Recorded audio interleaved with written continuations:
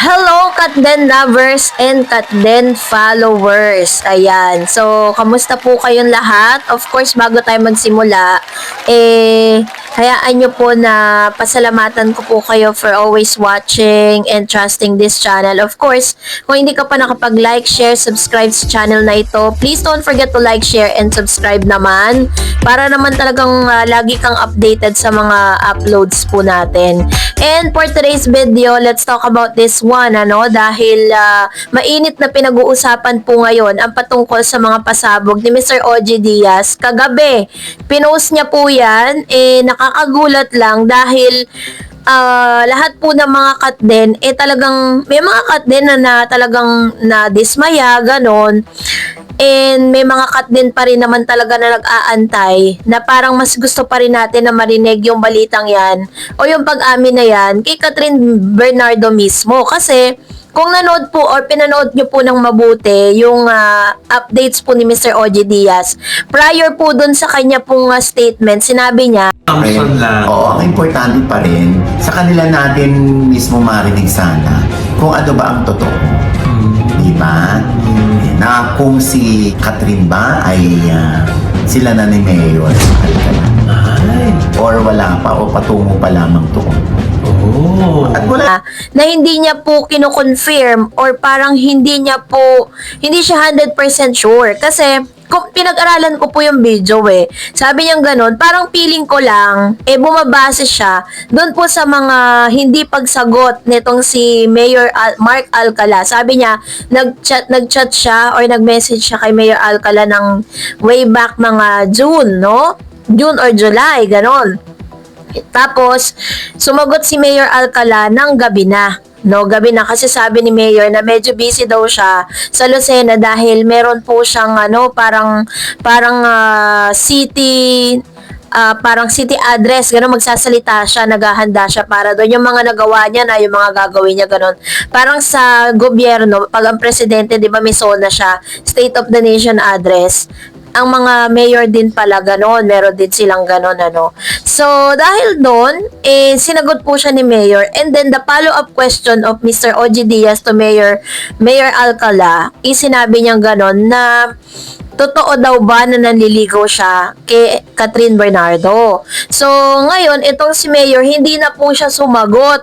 Wala na siya sagot with regards to that. Maaaring hindi natin alam kung anong dahilan bakit hindi siya sumagot sa tanong na yon. And then, after a while, after a month, tinanong na naman siya ni Mr. OG Diaz, pero wala na rin pong sagot. Hanggang sa pumangatlo, hindi pa rin siya sumasagot. So, dun po na-conclude nitong si Mr. OG Diaz na totoo nga yung kanyang hinala na maaaring sinabi ng kanyang source na nanliligaw nga si Mayor Alcala dito po kay Catherine Bernardo. Tapos, meron pa siyang kino-confirm na December daw, naging sila ni Mayor, Ibig sabihin, during those times na nagkakaroon po ng promo ang Katden, nanliligaw itong si Mayor Alcala kay Miss Catherine Bernardo. Pero sinabi din niya sa ilang video, Panoorin po natin tong video na to. At Catherine na ba? Maraming gustong maging sila. Pero ang totoo daw, nanliligaw pa rin si Alden kay Catherine hanggang ngayon. Ngayon, nabalitaan din natin na si Lucena Mayor Alcala o si Mark Alcala, nanliligaw din daw kay Catherine. Hindi naman ako sinasagot ni Mark sa aking mga text sa kanya. Anong ibig sabihin nun? Baka nanliligaw pa rin siya hanggang ngayon. So, sinabi niya dyan na continuously nanliligaw pa rin si Mr. Alden Richards kay kay Miss Catherine Bernardo. Nakikita daw niya, parang binabase niya dun po sa mga panunuyong ginagawa ni Miss Catherine or ni Mr. Alden Richards kay Catherine Bernardo, So, kaya talagang masasabi mo talaga na lahat ng mga sinasabi nila, hindi pa rin talaga 100% sure. Kasi, prior po dito sa statement ni Mr. OG Diaz na nanliligaw or sinagot na or taken na si Miss Catherine, meron namang inilabas si Miss Christy Permin na wala daw ibang nasa puso ngayon ni Miss Catherine Bernardo kundi si Mr. Daniel Padilla. Ang sabi naman ni Mr. OG Diaz, nagkaroon na sila ng pag-chance na mag-usap, pero never po silang nagkabalikan. Nagkaayos na sila as a friend, pero never silang nagkabalikan. Yun po yung kiniklaim ni Mr. OG Diaz, na minsan nakakalito, 'di ba? Kahit naman talaga sino malilito. Ngayon, ang sigaw ng mga netizen na maaaring dahil daw malapit na ang eleksyon, so naawa ang mga netizen dito kay Catherine na parang pinapaingay nila yung pangalan nitong si Mayor, no, na dahil yun nga magi-election na. Yung mga nagsasabi na okay lang daw kung talagang si Mayor Alcala nga yung boyfriend ni Miss Catherine Bernardo, which is tayo naman, wala din naman tayo magagawa kung talagang yun ang gusto ni Catherine, 'di ba? Wala tayong magagawa doon kung yun talaga ang gusto niya. Kasi buhay niya yan, desisyon niya yan eh.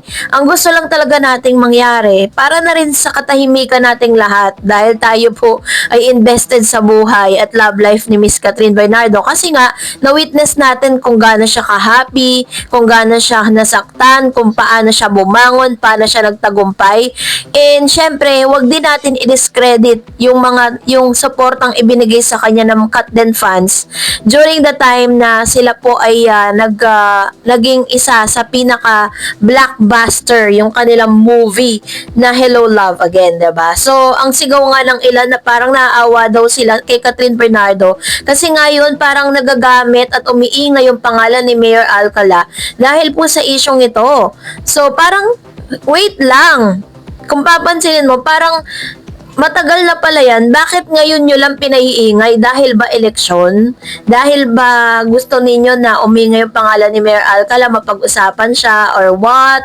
Or dahil ba nililihis nyo yung utak ng tao dahil si Alden Richards ay magkakaroon ng panibagong project with Julia? So, parang ang nangyayari, nagkakaroon na ng switching. Parang minamindset nyo kami, 'di ba? Pinamindset nyo kaming lahat na talagang wala ng Katrina at Alden Richards, no? Nakakalito lang. Kaya nga marami mga Katden fans na parang hindi na natin alam sino ba talaga yung nagsasabi ng totoo sa kanila. Napaka-inconsistent. Lalo na si Christopher. Si Manny Christopher Min, 'di ba? Sabi niya po sa kanyang balita na Catherine Bernardo ay si Daniel pa rin. Ay! Ang hinahanap at hinihintay.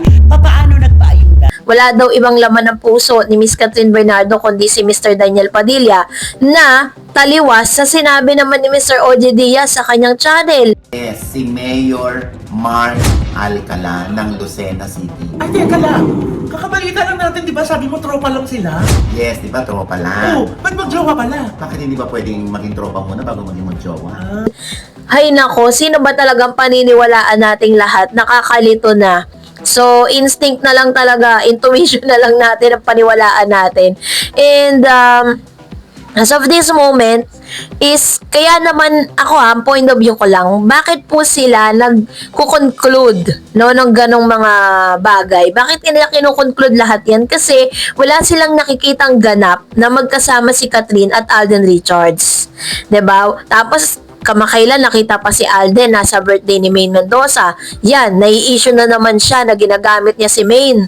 'Di ba? Yung asawa ni Mr. Arjo Atayde, which is invited po si Mr. Alden Richards doon dahil magkakaibigan sila doon po sa Itbulaga. Kasama niya po yung mga co-host niya doon. At invited po ni Miss Maine si Mr. Alden Richards. Hindi naman po magi-gate crush yan. Hindi naman po yan papasok na lang bigla-bigla dyan. Tapos bigla na lang papasok ng hindi imbitado. Ano yun? Wala ba siyang utak, 'di ba? Syempre parang nakakahiya naman yun sa part ni Alden Richards.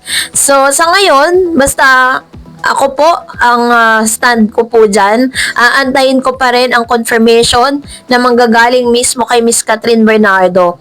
Sa ngayon, parang ang hirap na rin talaga paniwalaan kung sino po yung totoo nagsasabi ng legit sa kanila kasi ibig sabihin, for the longest time, ni isang picture, ni isang photos, hindi nga natin nakitang magkasama yan si Catherine at si Mr. Alcala na yan.